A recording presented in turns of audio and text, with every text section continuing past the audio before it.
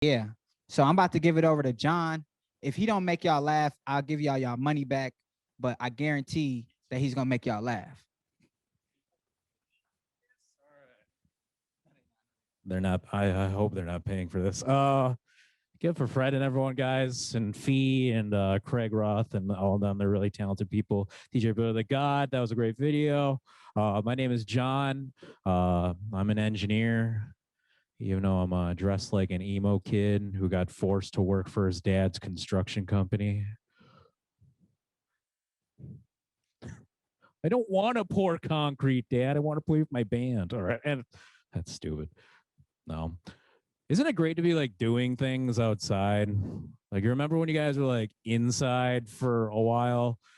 I don't know how bored you guys got, but this is how bored I got. I ended up researching state spending for fun.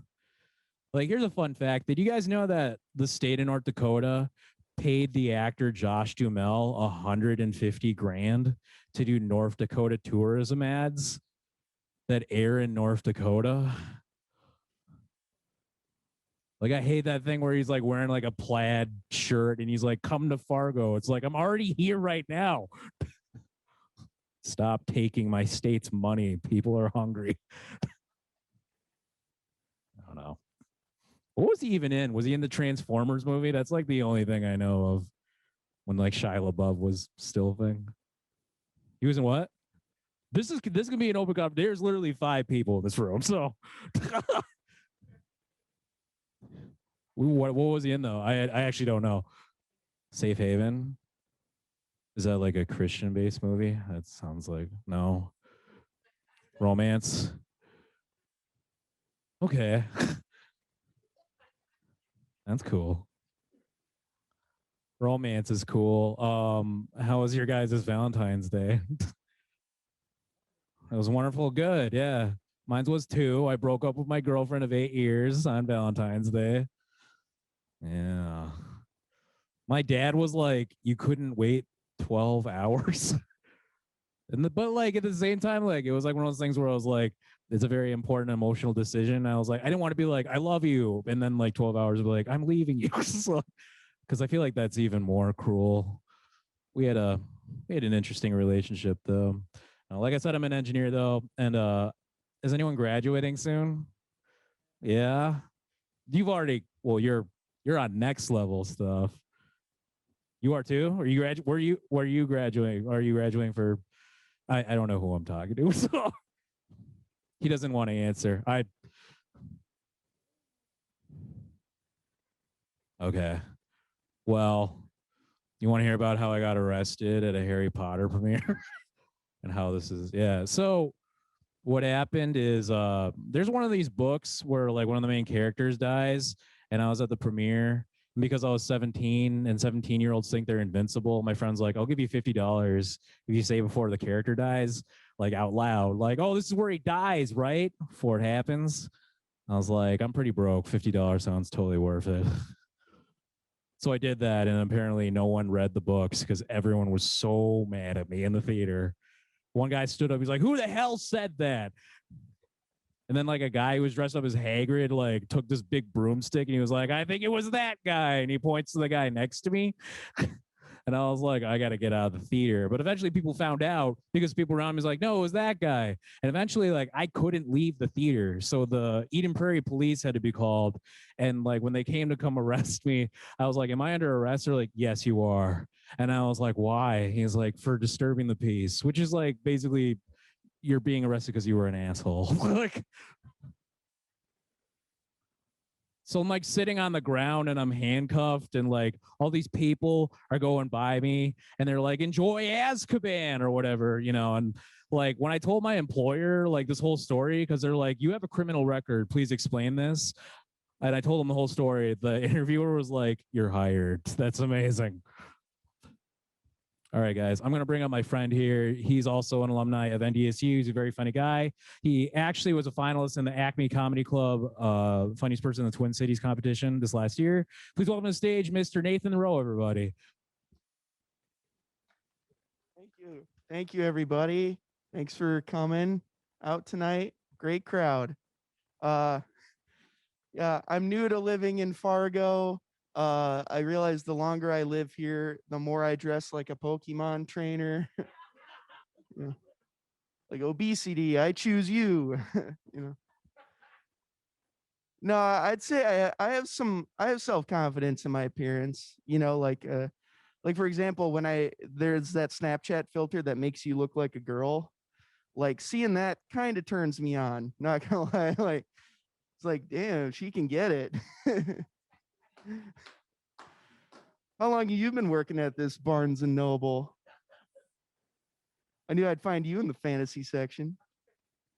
No, but I think everyone deserves, their perfect match, their soulmate. That's why I want to start a dating app that matches up people with no arms with people with no legs, and I call it "You Complete Me." You know, uh, you strap the two together. They could do household chores. Just to feel normal for once. Um, I have other business ideas too. I feel like Applebee's is in a very non-competitive market. I would open up a counterpart called Banana Hornets. Uh, some mozzarella sticks. You have mozzarella orbs the size of a softball. You'd have a night where appetizers are twice as expensive, and you'd serve wingless bones, which come in their own container, and then another container for you to move the bones into as you eat them. I feel like that would be pretty fun there. Um, I don't get a lot of action. I thought one time I had crabs. Turns out it was just a bunch of wood ticks.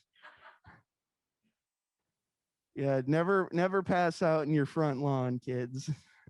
It's not a good time. I've got a lot of bad luck this year already. I got fired from my job. Uh, I was cleaning the parking lot by power washing it, which is bad in the winter. I found out. To be fair, it was as sparkling clean as it had ever been, mostly because of the glare ice. But I was washing it and I heard my boss at the entryway slip and fall, and he's like, "What the hell?" And I rush over to help him. I get over there really fast because I'm wearing ice skates, and he's like, "Sir, are you okay?" He's just like, "What the hell are you doing? And why are you wearing ice skates?" And I'm like, It's icy." But no, yeah, doctors said smoking was bad for you, and then they said vaping was bad for you. Well, which one is it? No, no, I think we should trust doctors. Anyone was anyone in football growing up? Yeah, you had to do that physical where the doctor checks you for hernias. Mine was especially awkward because he had like a really long handlebar mustache. Like he looked very old fashioned. Like the only thing he was missing was like large saws on his wall. And you know, he asks you to turn your head and cough, and it wouldn't have been as awkward if there wasn't a full body mirror to the right of me, so I saw everything that was going on. Like I had my shirt up and pants down like a 7-year-old at a urinal, and he was way too close. By the way, like it looked like he forgot his readers. Yeah, it was. Anyways, well, thank you for having me on, guys, and have a good night.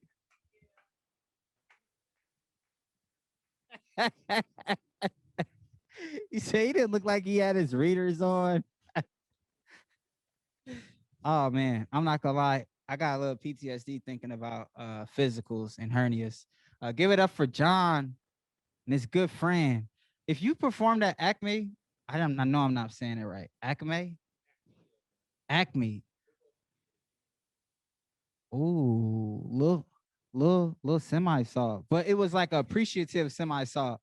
But if you make it to Acme, you have made it. Like so many people in Minneapolis understand like that is the pinnacle. People from New York come to Minneapolis to perform there. So I love y'all. I appreciate y'all because open mics is supposed to be like boom, boom, boom, boom, boom of emotions. And if y'all didn't laugh, y'all need to go get checked And I'm not talking about for COVID. Just saying.